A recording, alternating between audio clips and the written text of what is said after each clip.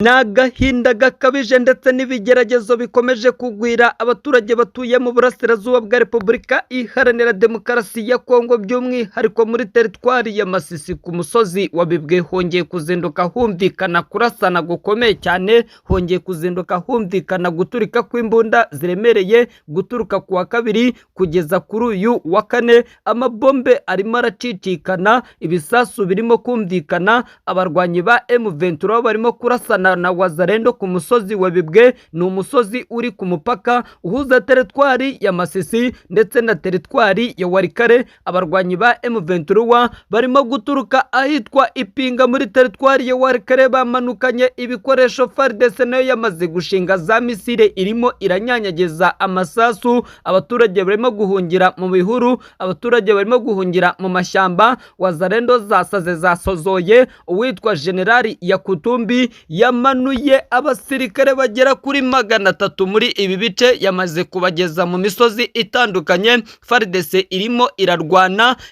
irarwana umuhenerezo. Abarwanyi ba M23 barashaka ngo gufata uyu musozi wa Bibwe kugira ngo babone inzira nziza iberekeza ku kibuga cy'indege hano Ipinga, kuko M23 irashaka gufata iki kibuga cy'indege nyuma yuko isobanuye imigambi ifite, nyuma yuko isobanuye amakuru yose agendanye n'iki kibuga cy'indege cya Pinga. Hari hashize amasaha agera kuri 48 umuyobozi wa Grupoma ya Karisimba muri teritwari ya Warikare atanze amakuru, atanze impuruza yuko abarwanyi ba M23 barunze imbunda ahitwa Ibushari, bahashyira ibikoresho by'intambara. Amakuru akavuga ko M23 yazanye abasirikare bayo, yavanye muri teritwari ya Masisi ikabavana muri teritwari ya Nyiragongo mu rwego rwo kwitegura kugaba ibitero kugira ngo ifate uyu musozi. Ariko ibibabayeho ni amateka akomeye cyane, kuko abarwanyi benshi ba M23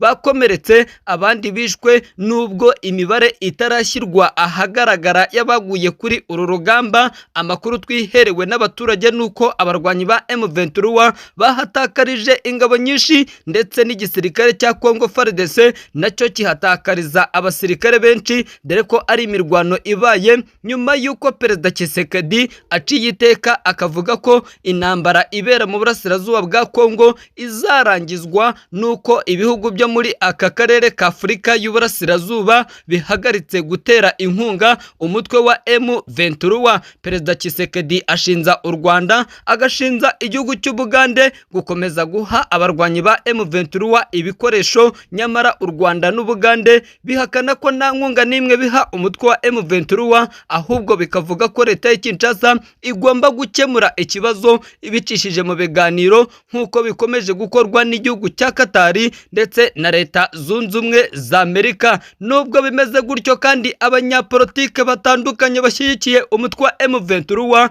bakomeje guhura n'uruva gusenya, bakomeje kugwa mu kaga kadasanzwe. Kuri uyu wa gatanu itariki 12 Nzeri, urukiko rukuru rw'igisirikare muri Repubulika Iharanira Demokarasi ya Kongo ruratangaza umwanzuro w'urwo rubanza ruregwamo Joseph Kabila, wahoze ari perezida w'igihugu cya Repubulika Iharanira Demokarasi ya Kongo. Mu iburanishwa ryo ku itariki 22 Kanama, umushinjacyaha yari yasabiye Kabila igihano cy'urupfu, kandi anasaba ko acirwa amande, by'umwihariko acibwa amande bitewe nuko ashinjwa kunyereza umutungo w'igihugu. Kuva urubanza rwatangira, iburanishwa ryabaye riregwamo Joseph Kabila Kabange, wahoze ari perezida wa Repubulika Iharanira Demokarasi ya Kongo, nta munsi n'umwe yigeze akandagira mu rukiko, nta munsi n'umwe yigeze aburanishwa ahari, kuko uyu munyapolitike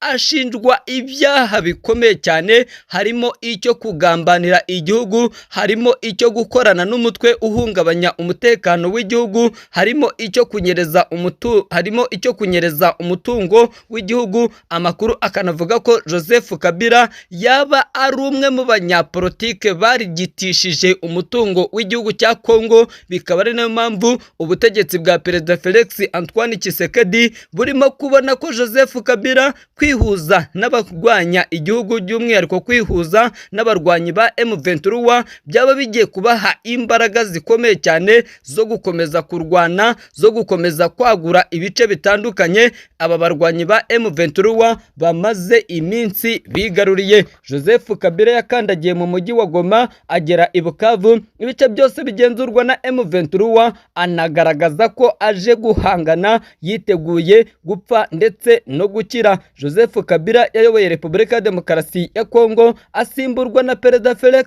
Antoine Tshisekedi. Perezida Joseph Kabila yamaze igihe kirekire ari mu buhungiro, aho yabaye muri Afurika y'Epfo, aba muri Zimbabwe, ari naho yaturutse agaruka hano muri Kivu y'Amajyaruguru kwihuza n'imitwe ya politike na gisirikare FCI.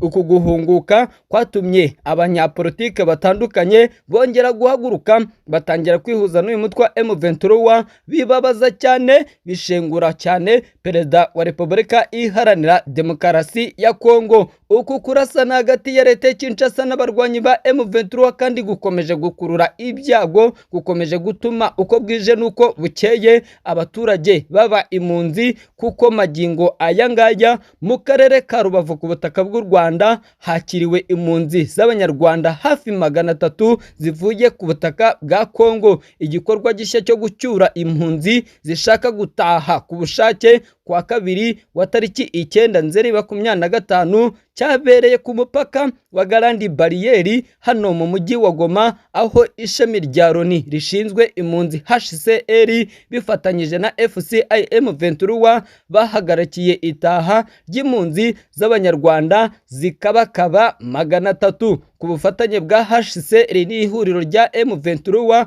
hamwe n'abayobozi bo mu Rwanda. Hakurikijwe itaha y'abanyarwanda 284 mu Rwanda bari bamaze imyaka imyaka myinshi ari impunzi muri Repubulika ya Demokarasi ya Kongo. Nk'uko imibare yatanzwe na UNICEF ibigaragaza, harimo abagabo 20, abagore 72, abahungu basaga 89, abakobwa 103 baherekejwe n'abagenzuzi 4, baherekejwe n'abagore 3, abanyekongo bashyingiranywe n'abagabo b'abanyarwanda. Amakuru yatanzwe na FCIM 23 avuga ko inyenyeri nyinshi zo muri izi mpunzi zari zitunzwe n'abahoze ari abarwanyi ba FDLR bamaze imyaka 10 muri RDC. Amakuru yashyizwe ahagaragara n'ushinzwe itumanaho muri UNICEF avuga ko gutaha kuno umuryango ari igikorwa cyiza, by'umwihariko basaba abandi baturage gutahuka bakava mu buzima bubi barimo muri Repubulika ya Demokarasi ya Kongo, bakaza mu gihugu gifite umutekano, bakaza mu gihugu gifite umutuzo, bakagaruka mu gihugu cyababyaye. Si ubwa mbere, si ubwa kabiri, si ubwa gatatu u Rwanda rwakiriye abaturage baturutse ku butaka bwa Repubulika ya Demokarasi ya Kongo, kuko n'abari kuri ubu butaka babayeho mu buzima bubi, babayeho mu buzima bw'akaga gakomeye cyane,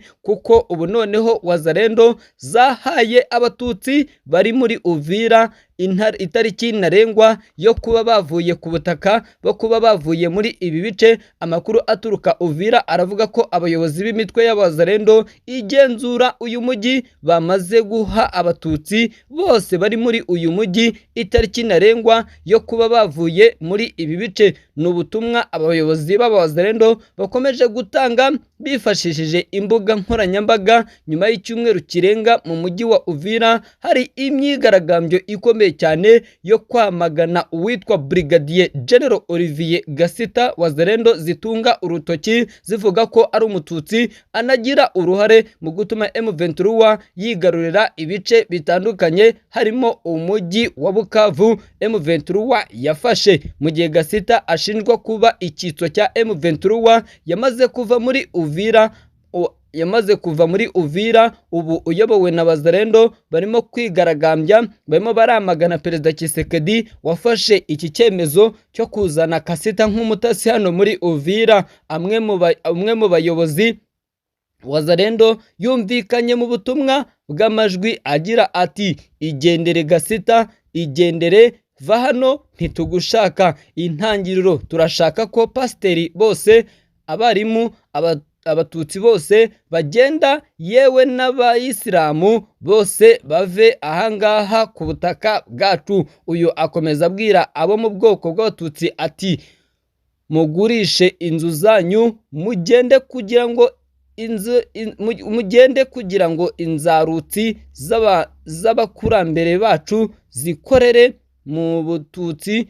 Umwe ugomba kuhava hano Uvira. Usibye gusa abatutsi kuva Uvira, mu mashusho yakwirakwiye ku mbuga nkoranyambaga, Wazalendo zumvikanye zivuga ko zicuye abanyeshuri bose, bakaba nta n'umwe wemerewe gusubira ku ishuri kugeza igihe intambara izahagararira. Ni amashusho agaragaramo abanyeshuri birukanka bajya iwabo. Wazalendo kandi zumvikanye ziteguza abarimu ndetse n'abanyeshuri ko uzasubira ku ishuri azicwa. Uvira ikomeje kurangwamo akajagari, urugomo rwibasira by'umwihariko abatutsi. Nyuma y'igihe kitageze ku cyumweru, ubuyobozi bw'intara ya Kivu y'Amajyepfo butanze impuruza y'ukuri RDC ku rugomo rurimo kubera muri uyu mujyi wa Uvira, umujyi wa kabiri munini hano muri Kivu y'Amajyepfo. Ni urugomo kandi Kinshasa yategujwe, kuko inshuro nyinshi M23 yakomeje gutunga urutoki ivuga ko muri uriya mujyi hashobora kuba hagiye kuberamo jenoside irimo irahategurirwa, dore ko ibice bitandukanye hano muri uyu mujyi bikomeje kurushaho kugenda bigaragaramo abawazalendo benshi n'ingabo z'igihugu cy'u Burundi. Murabizi ko u Burundi bukomeje gufatanya na leta y'i Kinshasa muri ino ntambara. U Burundi bukomeje kohereza abasirikare uko bwije nuko bukeye, kikaba nacyo ikintu gikomeje gutera abaturage ubwoba, babona ko isogonda iryo ari ryo ryose, umunota uwo ari wose hano ku butaka bwa Kongo intambara itazigera ihagarara.